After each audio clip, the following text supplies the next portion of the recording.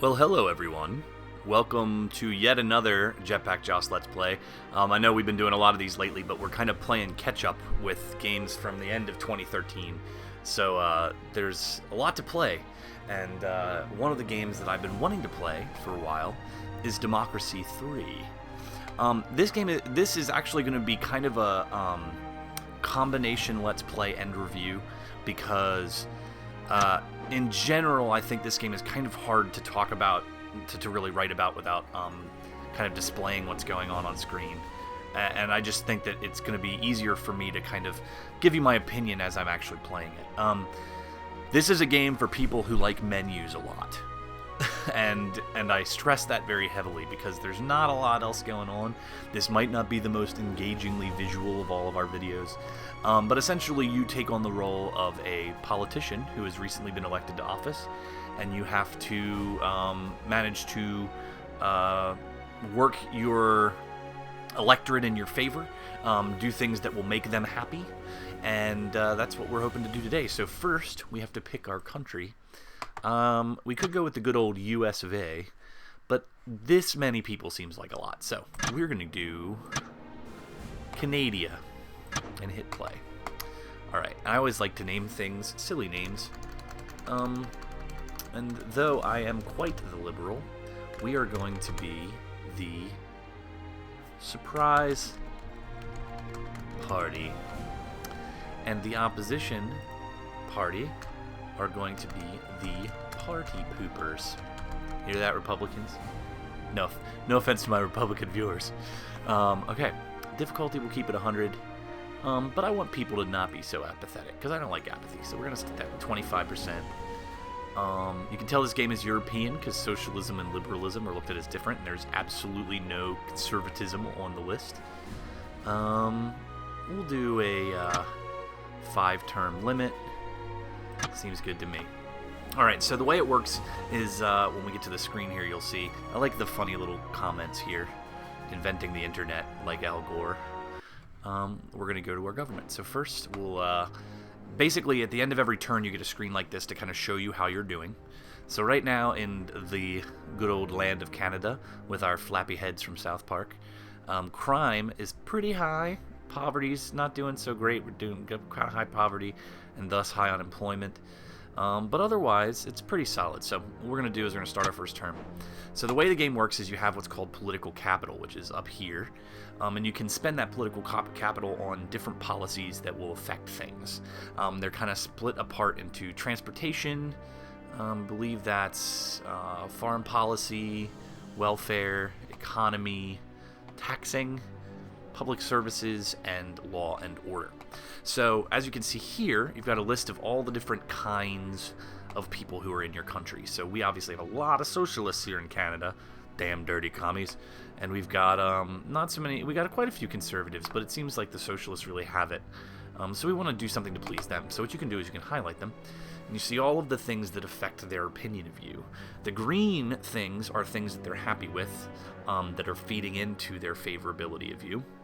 The red lines are bad things. So the socialists do not like unemployment, so we probably should try to do something to fix that. But one thing you'll notice is that we've seen that crime is really bad in our country. So what you can do is you can go here and click on the white circles. So armed police is an option to fix crime.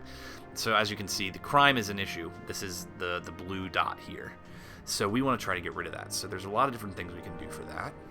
So we're going to go to regular police, not armed police, because armed police are a little crazy, right? And every time I play this game, I tend to do it to my most intense political beliefs. So sorry if I offend anyone. I don't want the police to have guns. I want them to be unarmed. So as you can see, it says here to raise it, it costs 4 political capital. To lower it, costs 18. So they don't like getting rid of cops.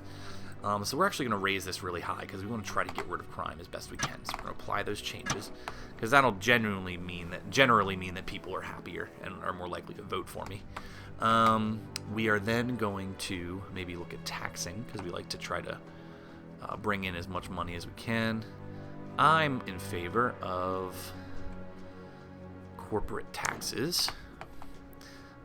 which are going to cost me quite a bit of capital. So we're going to raise those as high as we can. So as you can see, it kind of shows you how things work.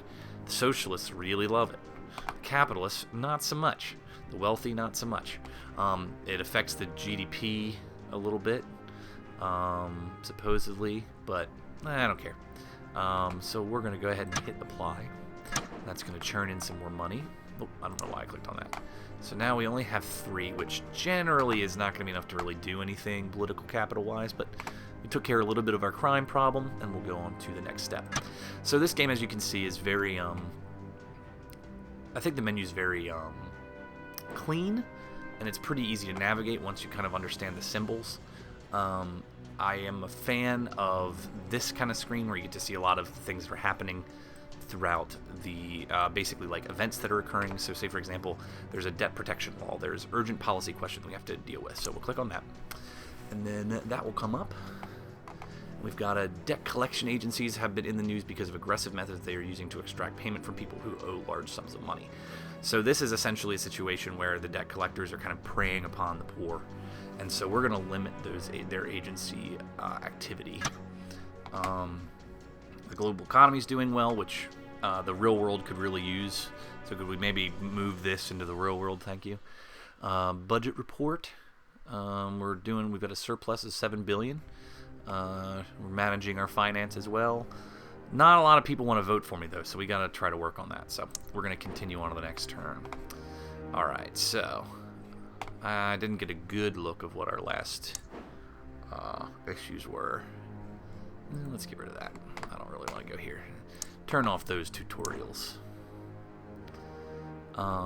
We are going to look at capital gains tax. Where are they? Property, sales, income. This should be capital gains. I don't like when people can make money off of inheritance, so we're going to raise that super high. Supposedly, I don't know why this is affecting the GDP. You gotta spend money, people, to make money. Alright, so let's see here. I just realized that statement didn't make any sense whatsoever. So we also want to try to curb some of the poverty in good old Canada. So maybe unemployment benefits would be good, because there's a lot of unemployment going on right now. So let's get that high. The poor really like that a lot, so we're gonna knock that off. How many? The poor isn't such a huge voter block. You can see sort of in the faded background how much of the populace is poor. That's a decent amount, so I think we should continue on. And then we've got 9 political capital left. So I'm thinking we go after maybe the elderly, and just enough to raise elder care, which I think is important. The retired folk are going to like that, and they vote.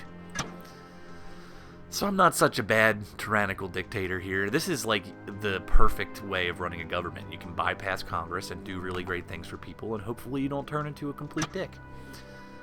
Alright, we're buying votes. I just mentioned not being a dick. Alright, so let's see here. Appoint a senior judge. There is an urgent policy question. One of our most senior respected judges has died, and we now need to make a choice for his replacement. Samuel Miller has been a strong supporter of human rights, famous concerning violent crimes, and her outspoken views on the harsh sentences. So, I like human rights personally. We're going to do that. Which, again, this is something that's kind of strange. Despite the fact that I just hired a very human rights friendly judge, the Human Rights Society doesn't like me so much. So there is a few like little glitches in the game that kind of don't make much sense, and they do kind of take you out of the simulation aspect.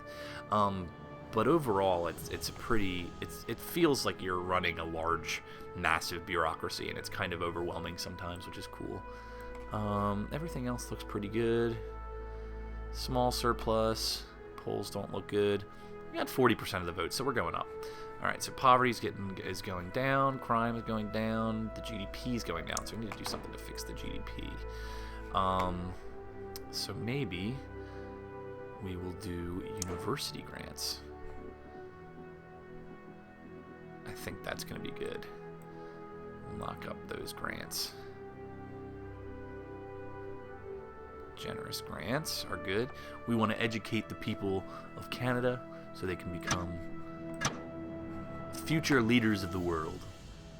So that was university grants. We can also look at a state health service, but that tends to be kind of expensive. But we might have enough to do that. Let's bump that up a little bit. We like our state health service. That's right, we'll call it Jetpack Care.